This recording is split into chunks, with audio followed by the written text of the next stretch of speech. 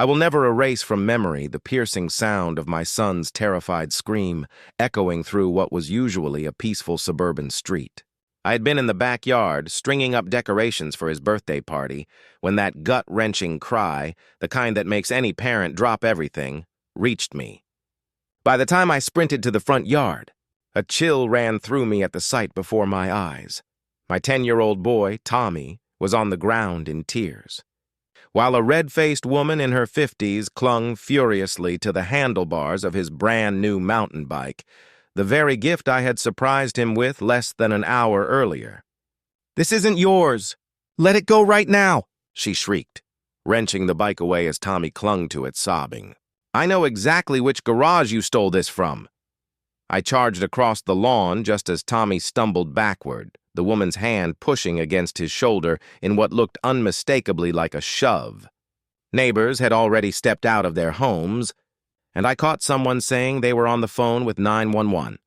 The woman, who I would later learn was Barbara Wilson, president of our homeowners association, had just laid hands on my child, clueless that it was both his birthday and his bike. Tommy had dreamed of this bright red mountain bike for months, clipping out magazine pictures, sending me online links, even making a PowerPoint presentation to prove it would be the most responsible, life-changing gift ever. When his 10th birthday finally arrived, I knew it was the perfect surprise.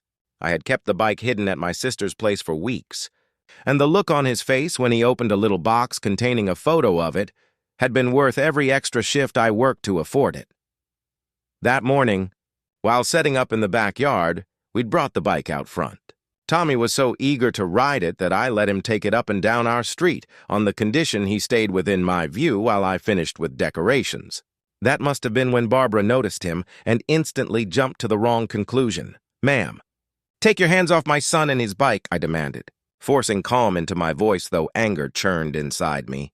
By now, several neighbors had gathered, many with phones recording.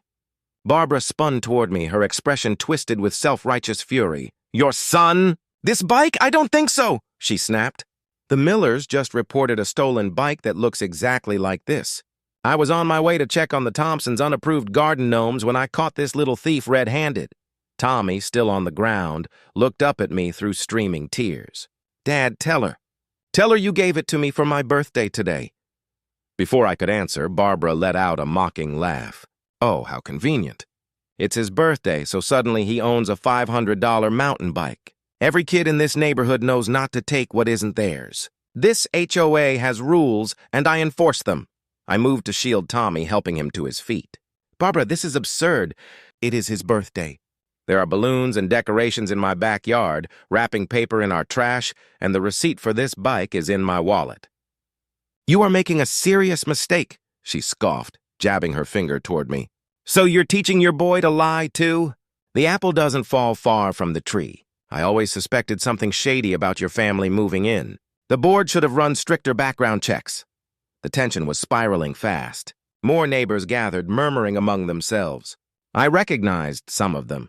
People who had complained about Barbara's endless crusades over petty rule violations. From mailbox paint shades to trash cans left out an hour too long. Tommy gripped my hand tightly, trembling as Barbara ranted on. "I'm confiscating this bike until the rightful owner is identified," she barked, trying to wheel it away. Tommy cried out, "No, it's mine!" and reached for it, only to be shoved backward again with enough force that he toppled to the ground. That was the breaking point. My composure shattered. "Don't you dare touch my son," I roared, stepping between them. "What is wrong with you? He's a child!" Barbara's face deepened to a furious crimson. "He has no right to resist an HOA official. I am fulfilling my duties. This is theft, plain and simple." Mrs. Chen, my neighbor from across the street, stepped forward with her phone raised. "I've recorded everything, Barbara. You shoved a child to the ground. That's assault." Barbara's head whipped around, her face momentarily frozen in shock before she recovered with indignation. "I did no such thing. He fell while trying to escape with stolen property. I'm the real victim here." Before anyone could respond, the wail of police sirens grew closer. Barbara's scowl twisted into a smug smile. "Finally, now this will be straightened out. You'll all see what happens when someone breaks the rules in my neighborhood. The patrol car pulled up, and 2 officers stepped out, scanning the strange scene. A sobbing child, an enraged woman gripping a bicycle, and a ring of neighbors holding up their phones like courtroom witnesses. Relief washed over me when I recognized Officer Martinez, someone I'd met during local community events. "What's happening here?" Martinez asked cautiously. Barbara wasted no time launching into her narrative. "Officer, I caught this boy stealing a bicycle from another home. When I confronted him, his father stormed out and threatened me. I was only carrying out my responsibilities as HOA president to protect our community. I forced myself to breathe steadily. Officer Martinez, today is my son's 10th birthday. That bicycle is his gift from me. I have the receipt in my wallet, and at least 20 neighbors witnessed me giving it to him this morning. This woman harassed my child, falsely accused him of theft, and shoved him to the ground when he tried to explain." Martinez turned to Barbara. "Ma'am, did you make physical contact with the boy?" "Absolutely not," Barbara snapped. "He fell while clutching stolen property." Mrs. Chen stepped forward again. "Officer, I recorded the entire thing, including when she pushed him." She handed over her phone. Martinez watched the footage, his expression hardening. "And I have the receipt," I added, pulling the slip from my wallet and showing the timestamp from 3 weeks earlier. "I've been planning this surprise for a month." Another neighbor called out, "I saw them bringing the bike home this morning."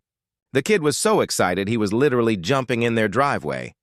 After a brief exchange with his partner, Officer Martinez turned back to Barbara. "Ma'am, I need you to step away from the bicycle." Barbara's confidence wavered. But I'm the HOA president. It's my responsibility." "That's enough," Martinez cut in firmly. "The evidence, including video and multiple witnesses, shows you assaulted a child and tried to take property under false pretenses." Barbara's jaw dropped. "That's ridiculous. I was protecting the neighborhood." "There haven't been any bicycle theft reports here," the second officer interrupted.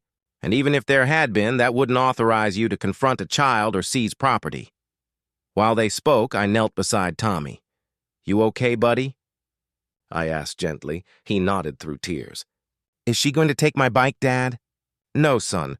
That's your bike. Nobody's taking it from you." I pulled him into a hug. The officers then turned back to Barbara. "Barbara Wilson, you're under arrest for assault on a minor and attempted theft. You have the right to remain silent." The crowd gasped. Barbara's face went pale. "This is outrageous. Do you know who I am? I'll have your badge. I'll sue every one of you." But her shouting didn't stop the handcuffs from clicking shut as she was escorted to the cruiser. "Dad," Tommy whispered, wide-eyed. "Is she really getting arrested because of me?" I shook my head. "No, buddy. She's being arrested because of her own choices. Nobody, HOA president or not, has the right to hurt you or take what's yours." 3 months later, Barbara pled guilty to misdemeanor assault and attempted theft. She was sentenced to 6 months probation, a $5,000 fine, mandatory anger management classes, and ordered to stay at least 100 feet away from us. The HOA board unanimously voted her out the week after her arrest. The last I heard, Barbara was selling her house. On moving day, I caught her eye across the street. For an instant, her face was a storm of shame and simmering resentment. Then she turned, slammed her door shut, and disappeared inside.